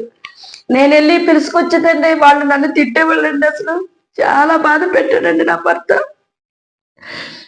అలా జరుగుతుంది. ఒకసారి ఒత్తిడి అయ్యేపటికి ఎలకల మందు కూడా అన్నంలో కలుపుకున్నామండి. నేను చచ్చిపోతే నా బిడ్డలు చూసేవాళ్ళు లేరని నా బిడ్డలకి నాకు అంత కలుపుకొని అన్నంలో తిందాం అనుకునేటప్పుడు దేవుడు అంటే మళ్ళీ వేరే వాళ్ళని పంపించి విశ్వాసుల్ని ఏంటి ఆ పని ఏంటి అని చెప్పేసి వాళ్ళు నన్ను అరవటం, అదే పక్కకి నెట్టేసి పిల్లల్ని తీసుకొని వాళ్ళ ఇంటికి వెళ్ళటం, మా పిల్లలకి నాకు అన్నం పెట్టి ధైర్యం చెప్పి దేవుడు మాటలు చెప్పేవాళ్ళండి. దేవుడు ఆ విధంగా కాపాడాడండి విశ్వాసం ద్వారాగా. అలాగా చనిపోనివ్వలే దేవుడు. మరలా అలాగే ఉండి అలా చేస్తున్నప్పుడు అండి దేవుని కృపను బట్టి అలాగే ప్రార్థన చేసుకుంటూనే ఉన్నాము. కొన్ని అప్పులు తీరుతున్నాయి, మిషన్ కుట్టుకుంటూ అలాగే ఉన్నానండి. నా భర్త మళ్ళీ నేను కుట్టుకున్న డబ్బులు కూడా ఎత్తుకెళ్ళేవాడండి. ఎక్కడ పెట్టినా కూడా ఎత్తుకెళ్ళేవాడండి. బీరువాలో పెట్టుకున్నా కూడా ఎత్తుకెళ్ళేవాడండి. చెప్పడం నాకు తెలియదండి, అంత నమ్మేదండి నా భర్తని. అలాగా ప్రార్థన చేసుకుంటూ నా బిడ్డలు కూడా చిన్న చిన్న షాపులలో పనిచేస్తూ, నా బిడ్డలు కూడా అండి బయట ఎక్కడ కొనుక్కోరండి. ఎందుకంటే నా కష్టం చూసి, తండ్రి గారు పెట్టిన బాధలు చూసి ఎన్ని దెబ్బలుండి ఎట్ట కొట్టేవాడండి. ఇంతలా కర్ర తీసుకొని కొట్టేవాడండి. ఉట్టి పుణ్యానికి రండి, అసలు ఏమీ అన్ను నేను ఉట్టి పుణ్యానికి కొట్టేవాడండి. అయినా కూడా నేను ఏనాడు కూడా తిరిగి ఒక్క మాట కూడా అని అడగలేదు. అలాగా చేసినప్పుడు నా బిడ్డలు కొంచెం కొంచెం సంపాదిస్తున్నారు. నేను ఇంకా మిషన్ మీద కుట్టుకుంటూ నేను అలాగా ఆ డబ్బులు ఈ డబ్బులు పెట్టి చాలా వరకు అప్పులు తెచ్చేవండి. దేవుని కృపను బట్టి అమ్మగారు వాళ్ళని స్త్రీలకు అట్లాగే ప్రార్థన కూడా పెట్టించేదాన్ని. స్త్రీల మీటింగ్ పెట్టించేదాన్ని. సచివత అమ్మగారు వచ్చి ప్రార్థన పెట్టేవాళ్ళు. పెట్టినప్పుడు అంటే ఆ గదిలో ఎలకలు అటు ఇటు తిరుగుతున్నప్పుడు అమ్మగారు అంది, అమ్మ మీరు మంచి గృహం కట్టుకోవాలి, నేను ప్రార్థన చేస్తానని అప్పుడు ప్రార్థన చేసేదండి. ఎప్పుడు ప్రార్థన పెట్టినా కూడా అమ్మగారు, దేవా ఇరుకులో ఈశాన కన్నావు కదయ్యా, వీరికి మంచి గృహాన్ని దయచే ప్రభు అని ప్రార్థన చేసేది. అప్పటి వరకు మాకు అసలు ఇంటి మీద మాకు చేస్తలేదండి. తినటానికే తిండి లేదు, ఇంకా మాకు ఇల్లు కట్టుకోవాలన్న ఆలోచన కూడా లేదు మాకు. అమ్మగారు మాత్రం వచ్చి ప్రార్థన చేసి వెళ్ళేవాళ్ళు. దేవుని కృపను బట్టి మరి అలాగా ప్రార్థన చేసుకుంటున్నాము. ఉన్నప్పుడు అలా కొంచెం కొంచెం అప్పులు తీరుతున్నాయి. దేవుని కృపేనండి, దేవుడేనండి మాకు ప్రతిదీ కూడా. నా బాధల్లో వేదల్లో ప్రతిదీ కూడా నన్ను కుంగనీయకుండా దేవుడు నన్ను బలపరిచి, దేవుని విశ్వాసుల ద్వారాగా దైవజనుల ద్వారాగా నన్ను బలపరచటం, నన్ను కృంగిన దాన్ని లేవనెత్తే దేవుడు అండి మన దేవుడు. నన్ను అలాగా లేవనెత్తి నన్ను బలపరిచిన నా దేవునికి వందనాలు చెల్లించుకోవాలి. ఎందుకంటే అన్ని శోధనలో కూడా దేవుడు నన్ను నా వెంటుండి నన్నట్ట రక్షించిన దేవుడికి వందనాలు చెల్లించుకుంటున్నాను. ఎందుకంటే అలా జరిగిన తర్వాత అలాగా జరిగింది. అలాగా ఇల్లు కావాలనుకున్నప్పుడు 50,000 అండి నా తండ్రి గారు అప్పుడప్పుడు ఇచ్చిన డబ్బులన్నీ నేను ఒకళ్ళకి వడ్డీకి ఇచ్చిన. ఆ వడ్డీకి ఇచ్చిన డబ్బులు 50,000 అయినాయి. ఆ 50,000 మా దగ్గర. మాకు మరి గృహం కట్టుకోవాలంటే అది చిన్న ఇల్లే పడిద్దానని నా తండ్రి గారు అయితే వద్దంటే వద్దన్నారండి. అక్కడ ఇల్లు కట్టొద్దు, నువ్వు పెద్ద స్థలం తీసుకొని ఇల్లు కట్టుకోవాలంటే మా పరిస్థితే బాగలేదు, మళ్ళీ ఇంకెక్కడ స్థలం కొనుక్కుంటాము అని మేము ఒకటే బాధపడుతుంటే మా మూడో అక్కయ్య అండి పద్మక్కయ్య, ఆమె ఒక్కటే అన్నది, నానంతే అంటాడు కానీ నువ్వు మాత్రం ఆ ఇల్లు పడేసి నువ్వు ఇల్లు కట్టుకో, నీకు కావాలంటే 1,00,000 రూపాయలు నేను ఇస్తా, నువ్వు చిన్నగా నీ కాడున్నప్పుడు ఇద్దు గాని నాన్న మాటలు వినమాక అని చెప్పేసి మా అక్కయ్య ధైర్యం చెప్పిందండి. ఆ ధైర్యం చెప్పిన తర్వాత నా బిడ్డలకి నాకు చెప్పింది. చెప్పినప్పుడు సరేలేని ఇల్లు కట్టుకుందామని మేము నిర్ణయించుకున్నాం. ఆ ఇల్లే 21 రోజులండి దైవజనరాలు చెప్పినప్పుడు 21 రోజులు ఉపవాసం ఉన్నాం. ఉపవాసం ఉన్నప్పుడు మేము అంటే గృహం కట్టుకోతలకి నేను రక్షణ పొందానండి. రక్షణ పొందటం అంటే ఇంటి దగ్గర వద్దంటాం, చర్చిలో చెయ్యెత్తటం అలా జరుగుతున్నప్పుడు నేను అమ్మగారితో అన్నాను, ఇట్లా సంగతి అమ్మ అంటే అమ్మగారు అన్నది, వదిలేమ్మ దేవుడు మాట్లాడినప్పుడే నువ్వు తీసుకుందు కానిలే అన్నది. సరేలని చెప్పేసి నేను ఆ రోజు వచ్చిన తర్వాతనే ఇంక ఇలా పడుకున్నానండి. పడుకున్నప్పుడు దేవుడు దర్శించాడు. దర్శించి ఎలా అంటే అందరూ చనిపోయామంట. చనిపోయి సంఘస్థులో వెనకాల నేను లలితా వదిన వెనకాల వెళ్తున్నా. నేను వీళ్ళు పరలోకానికి వెళ్తున్నారు, ఇటు నరకం ఉంది. నరకానికేమో అగ్ని ఇట్లా మండుతుంది. ఇటు నేను ఎప్పటి నుంచో చర్చికి వస్తున్నా కదా, నేను కూడా ఇటు వెళ్ళొచ్చేమని ఆ వెనకాల పడి వెళ్తుంటే దేవుడేమో ఆమెను తీసేయండి, ఇటు ఇక్కడ పడేయండి అని అంటున్నాడు. అదేంటి, నేను ఎప్పటి నుంచో చర్చికి వస్తున్నా కదా, నన్ను అక్కడ ఏమంటారేంటి, నేను అక్కడికి వెళ్ళను, అని చెప్పేసి అన్నప్పుడు దేవుడు అన్నాడు, రక్షణ పొందిన వాళ్ళకి ఇక్కడ, రక్షణ పొందిన వాళ్ళకి అక్కడ అని చెప్పగానే, కావాలంటే కిందకెళ్ళి రక్షణ పొంది వస్తా గాని నేనైతే అగ్నికి వెళ్ళను అని చెప్పి దేవుడితో నేను మాట్లాడి కిందకు వచ్చేసానండి. కిందకు వచ్చినప్పుడు ఎమ్మటే తెల్లారి పొద్దునే అమ్మగారి దగ్గరికి వెళ్ళి, అమ్మ నేను రక్షణ తీసుకుంటాను అన్నా. సరే అమ్మా అన్నది. మరి నీ భర్త విడాకులు అన్న. నా భర్త అప్పటికి లేడండి, నా దగ్గర వెళ్ళిపోయాడండి. నా భర్త లేడు. నేనన్నా నా భర్త అన్నా పర్వాలేదు కానీ నేనైతే మాత్రం రక్షణ తీసుకుంటానమ్మా అన్నప్పుడు నాతో పాటు నా సహోదరి రమణ తీసుకుంటా అన్నది. అనుకోకుండా వెంకన్నరసమ్మ మీ ముగ్గురం కూడా బాప్తీసం తీసుకున్నామండి. బాప్తీసం తీసుకున్నప్పుడు నా తండ్రి గారు అయితే అన్నారు, నీ భర్త దేశాల మీద తిరుగుతుండు, నీకెందుకు ఇవన్నీ అని అన్నారు. కానీ నా తమ్ముడు ద్వారాగా దేవుడు మాట్లాడాడండి. నా తమ్ముడు అన్నాడు, అక్కయ్య బాధలో ఉంది నాన్న, నువ్వేమీ అనొద్దు, అక్కయ్య రక్షణ తీసుకుంటే తీసుకొని అన్నప్పుడు నా తల్లిగారిని పంపించాడండి. బాప్తీసం తీసుకున్నప్పుడు చీర అవన్నీ కూడా నా తల్లిగారే తీసుకొచ్చారండి. తల్లిగారు తీసుకొచ్చినప్పుడు బాప్తీసం తీసుకున్నప్పుడు అండి, బాప్తీసం తీసుకునేటప్పుడు నీళ్ళల్లో ఇట్లా ముంచేటప్పుడు అండి, నాకు నా పెద్ద కుమారుడు నీళ్ళల్లో ఇలా కనిపిస్తా ఉన్నాడండి. నాకు అనిపించింది ఈ బిడ్డ ద్వారా ఏదో శోధన వస్తుంది అని నాకు అనిపించి నేను పెద్దమ్మ గారిని అడిగాను. బాప్తీసం తీసుకొని ఈ మందిరం దగ్గరికి వచ్చిన తర్వాత, అమ్మగారండి ఏంటండి నాకు ఇలాగా మరి ధనుంజయ ఇట్లా నీళ్ళల్లో తేలుతున్నాడని అన్నప్పుడు, అవునమ్మ నీ పెద్ద కుమారుడు ద్వారా నీకు ఏదో శోధన రాబోతుంది అని కరెక్ట్ చెప్పారండి అమ్మగారు. అన్నట్టే జరిగిందండి. బిడ్డ చాలా శోధనలో ఉన్నాడండి. దేవుని కృపను బట్టండి బిడ్డని కిడ్నాప్ చేయటం, అలాగా 3 రోజులు స్టేషన్ అంటే ఆ కిడ్నాప్ చేసిన వాళ్ళు ఎలా పడితే అలా కొట్టేశారండి. ఆ పిల్లోడిని కొట్టి రాడ్లతో కొట్టారు, కరెంటు బాయిలో వేశారు, చాలా చేశారండి ఆ బిడ్డని. దేవుడు అప్పుడే ఎన్నుకున్నాడండి ఆ బిడ్డని. చాలా శోధనలు పెట్టిన దేవుడు ఆ బిడ్డను బ్రతికించాడండి. ఎన్ని దెబ్బలంటే అన్ని దెబ్బలండి. వాళ్ళకి తెలియకుండా వచ్చి నా దగ్గరకు వచ్చి అమ్మ అని చెప్తున్నప్పుడు నేను ఒకటే అన్నా, ఇంక నువ్వు వెళ్ళొద్దు, నువ్వే పని చేయొద్దు, నేనే నేను పోషిస్తాను వద్దని చెప్పేసి అన్నప్పుడు నేను అమ్మగారి దగ్గర తీసుకెళ్ళాను ఆ బిడ్డని.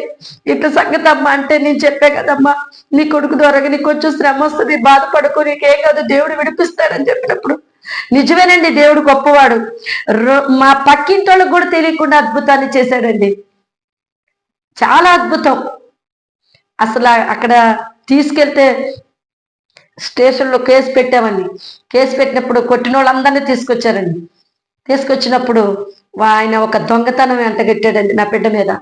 అసలు నా బిడ్డకి ఏ అన్యం పుణ్యం తెలియదండి. దేవుని మాటలు చెప్పుకొని చిన్నప్పటి నుంచి పాటలు పాడుతూ, బిడ్డలు ఆహారం తినేటప్పుడు పాటలే పాడతాను, నిద్రపోయినప్పుడు పాటలే పాడతానండి. నా బిడ్డల మీద దొంగతనం అంటగట్టి స్టేషన్కి పెట్టేశారండి.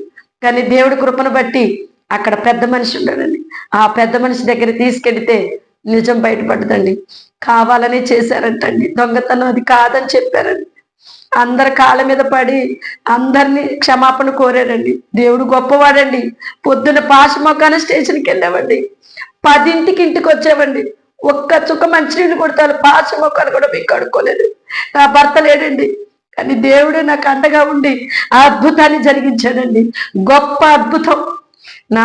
నా బిడ్డని దొంగతనం అంటగట్టిన నా తండ్రికి కూడా చెప్పి ఫోన్లు చేసి నా తండ్రికి చెప్తే నా తండ్రి కూడా నా బిడ్డని ఎంతో ఆశ్రయించుకున్నాడండి. చాలా బాధేసింది. చాలా ప్రార్థన చేశానండి నేనైతే. ఎంత ప్రార్థన అంటే అంత ప్రార్థన చేసుకున్న, ప్రభువా ఏంటి తండ్రి ఈ సమస్య నుంచి నీవే విడుదల చేయి ప్రభువా అని నేను కన్నీటితో ప్రార్థన చేసుకుంటున్నప్పుడు దేవుడు గొప్ప కార్యం చేశాడండి. అలాగే నా తండ్రి గారండి చాలా అసహించుకొని, మరి అసలు ఏంటి ఆ పిల్లోడు దొంగతనం చేశాడా లేడా అని మరి మా బావగారిని పంపించాడు. నేను 3వ అక్క భర్తని పంపించినప్పుడు మా బావగారే కళ్ళారా చూశారండి. చూసి మా నాన్నగారితో చెప్పారు, అసలు ధనుంజయ్ ఏ తప్పు చేయలేదు, ఏ దొంగతనం చేయలేదు మామయ్య గారు అని మా బావ ఫోన్ చేసి చెప్పినప్పుడు మా నాన్నగారు అప్పుడు నమ్మారండి. నా బిడ్డల్ని నమ్మి ఇంకా దేవుడు అక్కడ అద్భుతాన్ని చేశాడు. చాలా అద్భుతానండి. 10ంటికల్లా నేను ఇంటికి వచ్చానండి. పోయేటప్పుడు నాకు ఆడ ₹1 లేదండి, ₹1 కూడా లేదు. స్టేషన్కి వెళితే చాలా మంది కేసులు పెడితే చాలా డబ్బు ఖర్చు అవుతుంది అంటారు. నేను ఒకటే ప్రార్థన చేసుకుని వెళ్ళా. అంటే నా భర్త ఒక ఫోటో తెచ్చాడు, దేవుని యేసుప్రభు ఫోటో తెచ్చాడు. లేచి ఆ ఫోటో చూసి వాగ్దానాలు అంటే యేసుప్రభు వాక్యాలు చదివిన తర్వాతనే నేను ఎవరి ముఖమైనా చూస్తానండి. అలాంటిది నేను ఆ రోజు దేవుని చూసి వాక్యాలు చదివి, ప్రభు ఈరోజు ఈ అద్భుతాన్ని చేయి ప్రభు, నాకైతే ఏమీ తెలియదు, నీవు నా పక్షా నుండి వ్యాజ్యమాడు, నన్ను మాత్రం నా బిడ్డని నన్ను విడుదల చేయి ప్రభు అని ప్రార్థన చేసుకొని బయటికి వెళ్ళానండి. బయటికి వెళ్ళి మా అత్తగారు మేమందరం వెళ్ళాం. వెళితే గొప్ప కార్యం చేశాడు. మరలా అక్కడ పెద్ద మనిషి దగ్గర కూడా అందరూ అన్ని ఒప్పుకున్నారు. ఒప్పుకొని ఈ బిడ్డ ఏ దొంగతనం చేయలేదు, కొట్టిన అందరినీ స్టేషన్లో వేయమంటే నేను వారిని జాలిపడి వదిలేశానండి. దేవుడే చెప్పాడు కదండి, ఈ లోకంలో మనం క్షమిస్తే పరలోకంలో మనకి క్షమాపణ ఉంటుందని చెప్పినప్పుడు ఆ మాటలు గుర్తొచ్చినాయండి. గుర్తొచ్చి వద్దు, వీళ్ళనేం చేయొద్దు, వీళ్ళని స్టేషన్లో వేయొద్దు అని చెప్పినప్పుడు వాళ్ళందరూ అన్నారు కదా, ఈ అమ్మాయి మీరు ఎంత చేసినా, ఆమె కొడుకుని అంత కొట్టినా కూడా ఈమె ఇంకా కూడా ఎంత మంచిగా మీ మీద ప్రేమ చూపిస్తుందో చూడయ్యా. ఇప్పుడు ఆమె గనక అంటే మేము వాళ్ళందరినీ స్టేషన్ వేసి తుక్కు కొట్టేస్తామన్నారండి. వద్దొద్దు, కొట్టొద్దు అని చెప్పినప్పుడు వాళ్ళందరూ మా కాళ్ళ మీద పడ్డారు. పడితే మేము అమ్మటే నా బిడ్డకి డబ్బులు కావాలంటే మేము డబ్బులు వద్దు అన్నాను. కానీ ఆ బిడ్డ కొంచెం దెబ్బలు తగిలే కాబట్టి ఒక 2,000 తీసుకోమ్మా హాస్పిటల్లో చూపించన్నారు. ఆ 2,000 మాకు వద్దన్నా కూడా పెద్ద మనిషి అన్నాడు, తీసుకోమ్మా నీ నిజాయితీ నేను ఒప్పుకుంటున్నా అని చెప్పినప్పుడు ఆ 2,000 తీసుకుని వచ్చానండి. నా బిడ్డకి ఏ గాయాలు, దేవుడు వస్తంటేనే దారిలో స్వస్థత పొందుకున్నాడండి. నా బిడ్డని దేవుడే స్వస్థపరిచాడు. ఆ గాయాలు కూడా లేవు. ఇంటికి వచ్చి చూస్తే బాగానే ఉన్నాడు. నాన్న దేవుడే నాన్న గొప్ప కార్యం చేశాడని చెప్పేసి ఆ 2,000 రూపాయలు పెట్టిన మేము ఇంట్లో సరుకులు తెచ్చుకున్నామండి. దేవుడు అంత గొప్ప కార్యం చేశాడు. ఈ రోజు కూడా మా పక్కింటి వాళ్ళకి తెలియదండి, నేనేమి చెప్పను. కానీ పెద్దమ్మ గారికి చెప్పుకుంటానండి. వెళ్ళి పెద్దమ్మ గారికి చెప్పేదాన్ని, అమ్మగారండి ఇట్లా జరిగిందంటే చిట్టుబాబాయ్ గారికి అయ్యగారు చనిపోయారు. ఈలోపు ఇక ప్రవీణ్ అయ్య గారికి సత్యవతమ్మ గారికి చెప్పుకునేదాన్ని అండి. చెప్పుకొని ప్రార్థన చేయించుకొని ఇంటికి వచ్చేదాన్ని. అప్పుడు దేవుని కృపను బట్టి అమ్మగారు అనేది, ఏం కాదమ్మా నీకు దేవుడు తోడుగా ఉన్నాడు, నువ్వు భయపడకు దిగులు పడకు అని చెప్పేసి అమ్మగారు అనేది. ఇంకా అయ్యగారు కూడా అనేవాళ్ళండి. ప్రవీణ్ అయ్య గారు కూడా చాలా నాకు ఆదరణ ఓదార్పు మాటలు చెప్పి, చాలా వద్దు సత్యవతి అమ్మగారు మీరు బాధపడొద్దు, ఏం కాదు మీ బిడ్డలు కూడా మంచిగానే రక్షణలోకి వస్తారని చెప్పినప్పుడు నేను చాలా సంతోషించేదాన్ని. ఈలోపు నా భర్త రావటం పోవటం రావటం పోవటం జరుగుతున్నప్పుడు నా భర్త అసలు నేను బాగా ప్రార్థన చేసుకునేదాన్ని. నా భర్త ఇట్లా రావటం పోవటం కాదు ప్రభువా, నీలో నమ్మకంగా ఉండాలి ప్రభు అని ప్రార్థన చేసుకుంటున్నప్పుడు దేవుడు ఏం చేశాడంటే అక్కడ హైదరాబాద్ లో స్రోయిదెత్తి పడిపోయేటట్టు చేశాడు. అక్కడ పడిపోగానే అంబులెన్స్ వాళ్ళు అంటే అక్కడ ఎదురుగా బడ్డీ కొట్టు దగ్గర పడిపోయాడు. అక్కడ వాళ్ళు ఈయన అంటే అన్ని పెట్టుకుంటారు కండి. నా భర్త అయితే అన్ని అంటే గుర్తింపు కార్డు అంటే అన్ని పెట్టుకుంటాడు. ఎక్కడైనా పడిపోతే తీసుకొస్తారని అన్ని ముందు ఆలోచనలు చేస్తాడండి. అలాగా చేసి ఫోన్ చేశారండి. మా నెంబర్ కూడా ఉంది. ఆ నెంబర్కి ఫోన్ చేసినప్పుడు మరి ధనుంజయ ఆల్ షాప్ లో ఉంటున్నప్పుడు నా పెద్ద కుమారుడు వెళ్ళి తీసుకొచ్చాడు. నా పెద్ద కుమారుడు, మా ఆడబిడ్డ భర్త, మా మర్ది ముగ్గురు వెళ్ళారండి. వెళ్ళి తీసుకొచ్చారు. అక్కడ గాంధీ హాస్పిటల్లో ఉంటే చచ్చిపోయే శవాలలో వేసారండి నా భర్తని.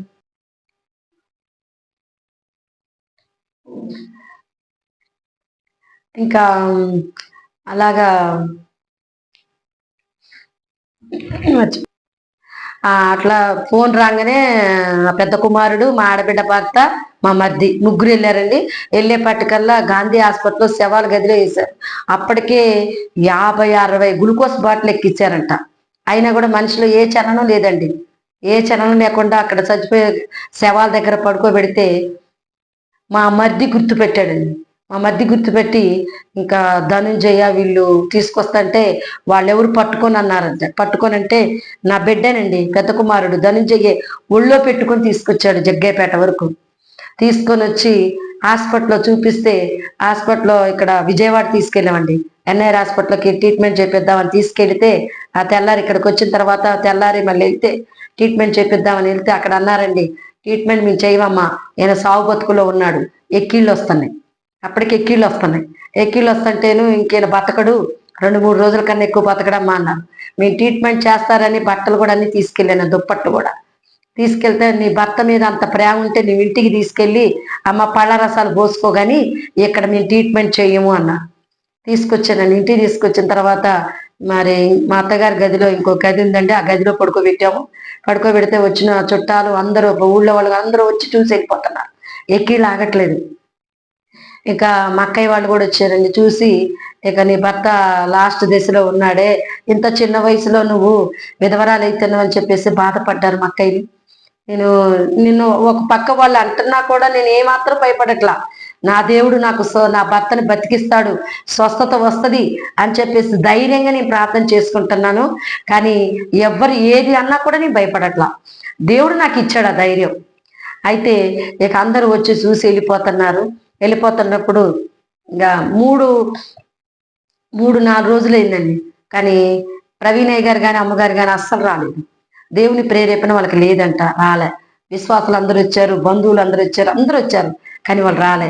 కానీ 4వ రోజున దేవుడు ప్రేరేపించాడని వారంతట వారే అమ్మగారు అయ్యగారు వచ్చి మరి అక్కడున్న వేరే గదిలో ఉన్న మనిషిని మేము ఉన్న గదిలోకి తీసుకొచ్చి, సత్య అక్కడ ఉంచొద్దు, నీ భర్తను తీసుకొని రానంటే తీసుకొచ్చి కుర్చీలో కూర్చోబెట్టామండి. కుర్చీలో కూర్చోబెట్టినప్పుడు అయ్యగారు ప్రార్థన చేసి ఓ బాటిల్ నిండా వాటర్లో ఏసు రక్తం వేసి ప్రార్థన చేసి ఇచ్చారండి. ఇచ్చిన తాగిండు.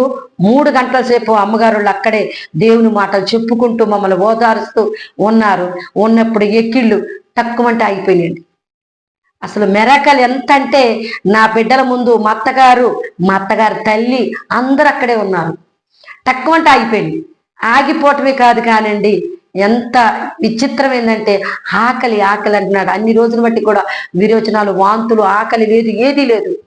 అలాంటి మనిషి ఎక్కిళ్ళు ఆగిపోయి ఆకలి అవుతుందని అన్నప్పుడు వెంటనే మా చిన్నమ్మగారు అన్నారు, వెళ్ళి సత్య భోజనం పెట్టు అని అంటే ఎమ్మటే అన్నం ఇంత కలిపి పెట్టానండి. టక్క తినేసాడండి. అసలు మేము ఆశ్చర్యపోయాం. అసలు నా పెద్ద కుమారుడు ధనుంజయ ఎంత ఆశ్చర్యపోయాడో అంత ఆశ్చర్యపోయాడండి. ఆశ్చర్యపోయి దేవుడు ఇంత గొప్ప దేవుడా, అప్పటి నుంచండి నా బిడ్డలు ఎంతగానో పరిచర్యకి వెళ్తున్నారు.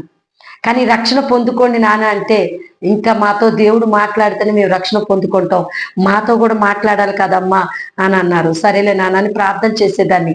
నా భర్త కోసం అందరు అన్నా కూడా 4 రోజుల్లోనండి, 4 రోజుల్లో మళ్ళీ మామూలు మనిషి అయిపోయాడు. అయితే దేవుడు దర్శించి, నా భర్తకి దర్శించి కలలో తెల్లబట్టలు వేసుకొని వచ్చి బాప్తీసం తీసుకోమని చెప్తున్నానంట. కానీ మా అయ్యగారు మాత్రం బాప్తీసం వెంటనే ఇవ్వాల. అమ్మ, నీ భర్తకి వాక్యం ఏం తెలియదు కాబట్టి ఇప్పుడు ఇవ్వను, వాక్యం తెలిసిన తర్వాత బాప్తీసం ఇస్తానన్నప్పుడు దేవుని కృపను బట్టి ఎక్కడ ప్రార్థన అయితే అక్కడ నేను ఆ భర్తను తీసుకెళ్ళిపోతున్నా. వాక్యం తెలిసేటట్టుగా, వాక్యం వినేటట్టుగా, అర్థం చేసుకుని వాక్యానుసరిగా నడిచేటట్టుగా ఎక్కడ ప్రార్థన అయితే అక్కడ, నైట్ కోటాలకి, స్త్రీల మీటింగ్కి ఎక్కడ ప్రార్థన అయితే అక్కడ తీసుకెళ్తున్నానండి. దేవుని కృపను బట్టి నా భర్త కొంచెం వాక్యం చదవటం అయ్యి వచ్చిందండి. చదువుతున్నాడు. ఇంకా అమ్మగారు అయ్యగారికి చెప్తే అన్నారు, ప్రవీణయ్య గారు బాప్తీసం ఇచ్చారండి. బాప్తీసం ఇచ్చినప్పుడు నా బిడ్డలు చూశారండి. చూసినప్పుడు వాళ్ళు తీసుకోమని అమ్మగారు కూడా అన్నారు. మేము అన్నాం, ఇప్పుడు నేను తీసుకోను, నా దేవుడు నాతో మాట్లాడాలన్నప్పుడు సరేలే అన్నాం. నా పెద్ద కుమారుడు దేవుడు దర్శించాడండి. అట్లాగా నా బిడ్డను దర్శించి మాట్లాడినప్పుడు మరి నువ్వు అప్పుడే మాట్లాడాడండి. చిన్న వయసులోనే దేవుడు మాట్లాడినప్పుడు నాకు గృహం కావాలి, గృహం అయితేనే నేను వస్తాను ప్రభు. అలాగా నా బిడ్డ వాయిదా వేసుకుంటూ వచ్చినప్పుడు ఇక ఇల్లు కట్టించాడు దేవుడు.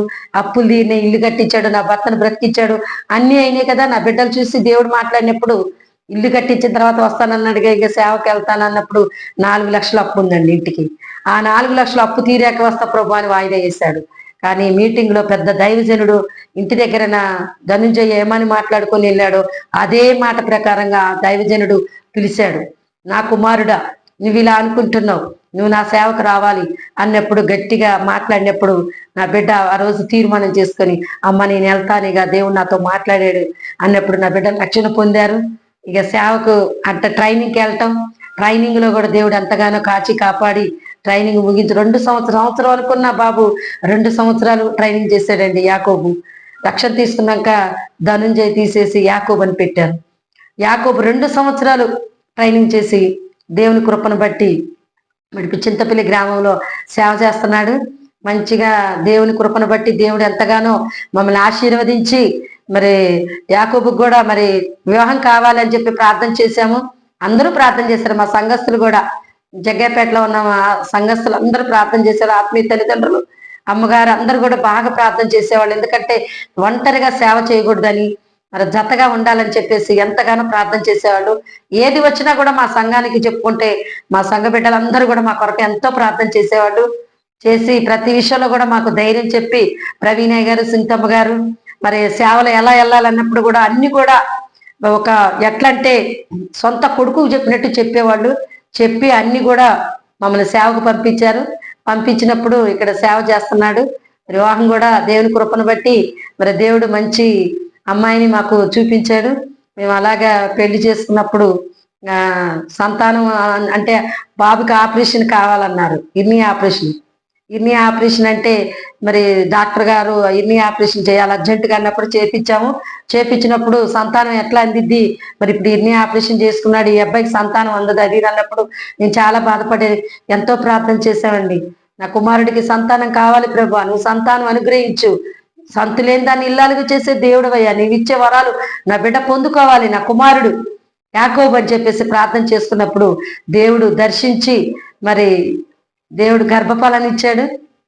ప్రథమ పుత్రుడు ఇస్సాకు కూడా కన్న తర్వాత ఇస్సాకు అన్నాక ఒక నెల 15 రోజులకి చాలా ఇబ్బందులు పడ్డాడు. చావు బతుకులో ఉన్న బిడ్డను కూడా దేవుడు నా మనవణ్ణి ఇస్సాకు నా పెద్ద మనవుడు, నా మనవణ్ణి కూడా దేవుడు ఎంతగానో బ్రతికించాడు. చనిపోతాడు అనుకున్న బిడ్డని నా మనవణ్ణి ఇస్సాకుని దేవుడు బ్రతికించి ఈ రోజున సజీవుడిగా ఎంతగానో మంచిగా ఉన్నాడు. దేవుడే బ్రతికించి నడిపించుకుంటున్నాడు. అలా రెండో కుమారుడు ఈవెన్ యాకోబు కూడా ఇరువురు కుమారులండి. యాకోబుకి నా పెద్ద కుమారుడికి నా పెద్ద కోడలికి ఇద్దరు కుమారులు కూడా ఇప్పుడు ఎంత చక్కగా ఉన్నారు. మరి దేవుని పరిచర్య కూడా చాలా చక్కగా దేవుడు జరిగిస్తున్నాడు. మరి దేవుని కృపను బట్టి ఏదైనా కూడా మనం దేవుళ్ళో నమ్మకంగా ఉంటే దేవుడే మనకు అన్ని కూడా సమకూర్చే దేవుడు అండి. ఎన్ని శ్రమలు వచ్చినా, ఎన్ని బాధ వచ్చినా, ఏ బలహీనత వచ్చినా కూడా దేవుణ్ణి విడిచిపెట్టకూడదండి. దేవునిలో మనం ఉంటే దేవుడికి మనన్ని కూడా మన కార్యాలన్నీ దేవుడు సఫలపరిచే దేవుడు అండి. దేవుడు ఎంత గొప్ప దేవుడు అండి, చాలా గొప్ప దేవుడు అండి. అయితే ఇప్పుడు ఇట్లా వివాహం కొరకు ప్రార్థించినప్పుడు జాకోబ్ జనయ్య గారు అమ్మగారు ఇక్కడికి సంఘానికి అప్పచెప్పినప్పుడు ఎంతగానో మా కోసం ప్రార్థించేవాళ్ళు, మాకు సహకరించేవాళ్ళు. ప్లస్ ప్రతిది కూడా అమ్మగారు ఎంతగానో యాకోబుకి బలపరిచి ధైర్యపరిచి ఎంత అండగా ఉండే మాటలు మాకు ధైర్యపరిచే మాటలు మాకు చాలా చెప్పేవాళ్ళు. మరి నా మనవడు ఇస్సాకు చావు బతుకులో ఉన్నప్పుడు కూడా అయ్యగారు అమ్మగారు ఎంతగానో హాస్పిటల్కి వచ్చి మమ్మల్ని పలకరించి భయపడకని చెప్పేసి యాకోబు ధైర్యం చెప్పి వచ్చే అయ్యగారు ఎంతగానో మమ్మల్ని బలపరిచారండి.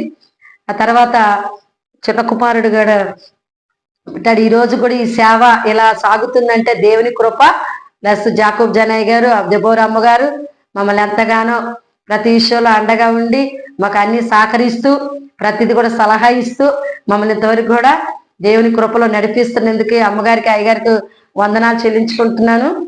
మరి ఇప్పుడు నా చిన్న కుమారుడు ఆ చిన్న కుమారుడి కోసం కూడా మీరు అందరూ ప్రార్థన చేయండి. వివాహం కొరకు నా సేవ ఇంకా పరిచర్య ఇంకా కొనసాగాలని, సువార్తలు కూడా అనేక చోట్ల చేస్తున్నాం. ఇంకా సువార్తలు కూడా అనేకులు రక్షింపబడాలని మీరందరూ ప్రార్థన చేయమని ఈ చిన్న సాక్ష్యం దేవుడు దీవించి ఆశీర్వదించును కాక. Praise lord.